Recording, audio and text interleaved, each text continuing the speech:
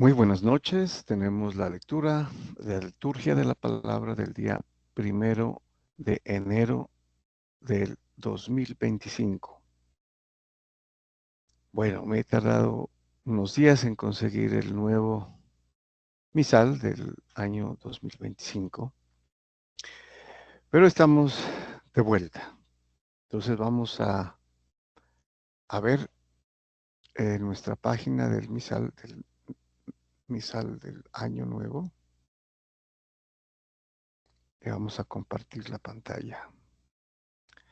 Nuevamente es el misal popular que edita Paulinas, basado en la Conferencia Episcopal de Colombia.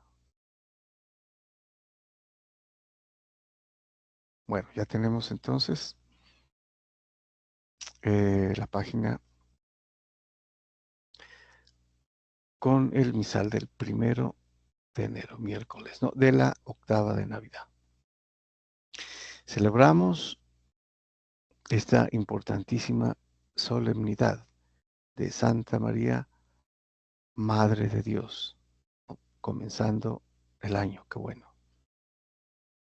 Y es desde el comienzo, ¿no? de la cristiandad que se le llama a María Santísima Madre de Dios. Inclusive la Iglesia Ortodoxa también, ¿no? La Theotokos, ¿no? La que lleva a Dios en su vientre. Incluso hay una oración que data más o menos del siglo tercero, en el año 250 creo, una inscripción encontrada, que es la famosa oración del amparo, ¿no? De la Santísima Virgen. Bajo tu amparo nos acogemos, Santa Madre de Dios. Ya se le llama Madre de Dios, ¿no? Desde el siglo segundo.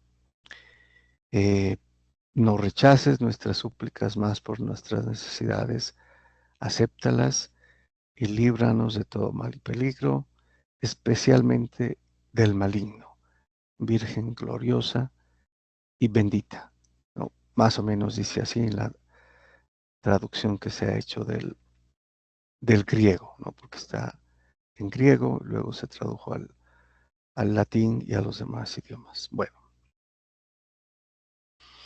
vamos entonces a la primera lectura en esta solemnidad de Santa María, Madre de Dios. Tenemos la lectura del libro de los Números, capítulo 6, versículos del 22 al 27. También es conocido este pasaje como la bendición arónica o la bendición sacerdotal, ¿no? Que Dios pidió a Moisés y especialmente a Aarón y a sus hijos, que eran los sacerdotes, ¿no? Es el linaje sacerdotal. Muy bien, entonces dice así: el Señor habló a Moisés: di a Aarón y a sus hijos, esta es la fórmula con que bendecirán a los hijos de Israel. El Señor te bendiga y te proteja. Ilumine su rostro sobre ti y te conceda su favor. El Señor te muestre su rostro y te conceda la paz.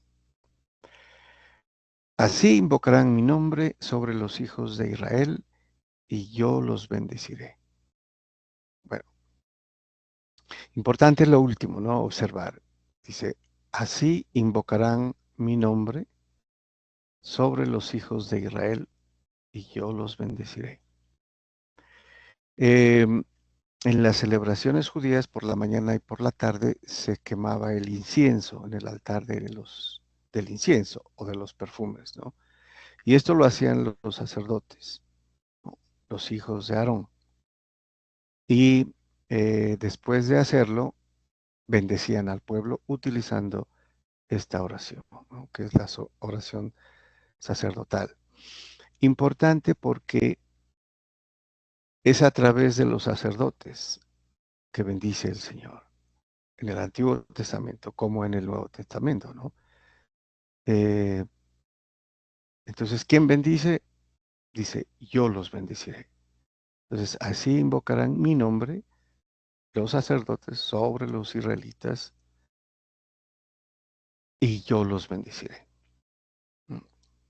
Entonces, es importante, ¿no?, esta función sacerdotal que en realidad lo hace el Señor, Dios. Bueno, otra creo que es importante también destacar en este pasaje, en esta oración sacerdotal, eh, que es la que básicamente también conocemos, ¿no? Otra versión que es más conocida dice, el Señor te bendiga y te guarde, ¿no?, que sería una bendición completa, ¿no? Cuando el papá o los padres bendicen a sus hijos, ¿no? En lugar de solamente decir Dios te bendiga, es el Señor te bendiga y te guarde. Y si se quiere completar, se puede hacerla completa, ¿no? Toda, ¿sí? Ilumine su rostro sobre ti y te conceda su faz. El Señor te muestre su rostro y te conceda la paz. Aquí te conceda su favor es tu gracia, en realidad, ¿no? La versión más común, ¿sí? Muestre su rostro sobre ti y te conceda su gracia, ¿no? La gracia de Dios. Bueno, y te conceda la paz, ¿no? La paz que es la verdadera paz, que es la paz de Dios, ¿no? Espiritualmente hablando, y que se va a concretar luego en el Nuevo Testamento, ¿no? Jesucristo es la paz, Él es el Rey de la paz, porque lo hace espiritual. Muy bien, vamos al Salmo responsorial. Tenemos el Salmo 66, cuyo responso es que Dios tenga piedad y nos bendiga. Bueno, entonces también relacionado con el pasaje anterior, ¿no?, de Números, en esta solemnidad de Santa María, Madre de Dios. La bendición que es necesaria, ¿no? Desde el Antiguo Testamento. Entonces ya está el Nuevo Testamento en la segunda alianza. eh, ya la alianza definitiva. Bueno, entonces nos dice el salmista, el Señor tenga piedad y nos bendiga, ilumine su rostro sobre nosotros, conozca la tierra tus caminos, todos los pueblos tu salvación. Bueno, piedad es gracia, ¿no? También podemos traducirlo como gracia. Tenga gracia, ¿no?, nos bendiga.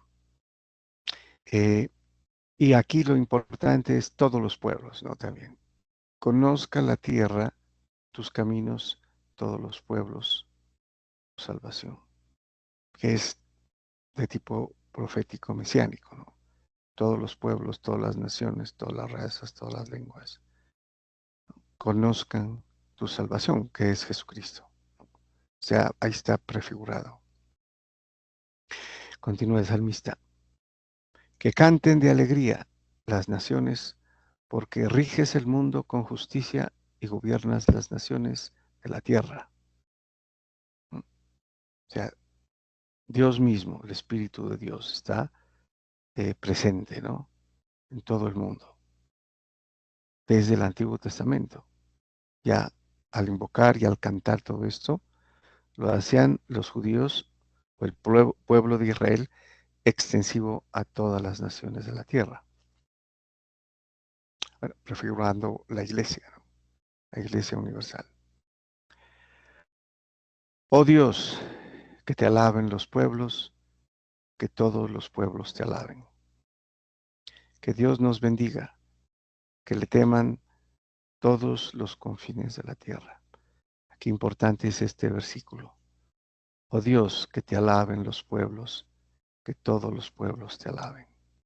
¿Sí? Es una reiteración en esta pericopa de lo que en realidad es necesario hacer, ¿no? Y todos los pueblos te alaben. Bueno, vamos a la segunda lectura. Tenemos la lectura de la carta del apóstol San Pablo a los Gálatas, capítulo 4, versículos del 4 al 7. Bueno, en, digamos que similar a lo que a la carta a los Efesios, ¿no? San Pablo va a escribirles a los Gálatas que acogieron a Cristo, ¿no? Se hicieron cristianos, pero luego empezaron también como los Efesios a irse nuevamente hacia la práctica de la ley, ¿no? O sea, el- lo, el- lo que es judaizante. Y aquí les va a hacer también ese llamado de atención. Veamos. Nos dice entonces, les dice San Pablo a los habitantes de Galacia: hermanos, cuando llegó la plenitud del tiempo, envió Dios a su Hijo, nacido de mujer, nacido bajo la ley, para rescatar a los que estaban bajo la ley, para que recibiéramos la adopción filial. Como ustedes son hijos, envió a nuestros corazones el espíritu de su Hijo, que clama: Abba, Padre. Así que ya no eres esclavo, sino hijo. Y si eres hijo, eres también heredero por voluntad de Dios. Bueno, aquí cabrían un par de observaciones, ¿no? Eh, cuando llegó la plenitud del tiempo, eh, podemos inferir aquí que Dios hace pleno el tiempo con la llegada de Jesucristo, ¿no? Entonces, también podemos decir, como lo dicen en algunos pasajes los evangelios, el tiempo final, el comienzo del fin. Y aquí es la plenitud porque es lo espiritual, ¿no? En el Antiguo Testamento, y esto lo va a decir luego en esta carta a los Gálatas, ¿no? Es, es terreno, es material. Pero cuando llega la plenitud, llega lo espiritual, lo verdadero. ¿Mm? Entonces, en este tiempo Dios envió a su Hijo, a Jesucristo. Bueno, y también lo hace, dice, como ustedes son hijos, y aquí es importante observar que con el bautismo nos hacemos hijos de Dios, porque nos incorporamos a Cristo como miembros de su cuerpo, a la iglesia.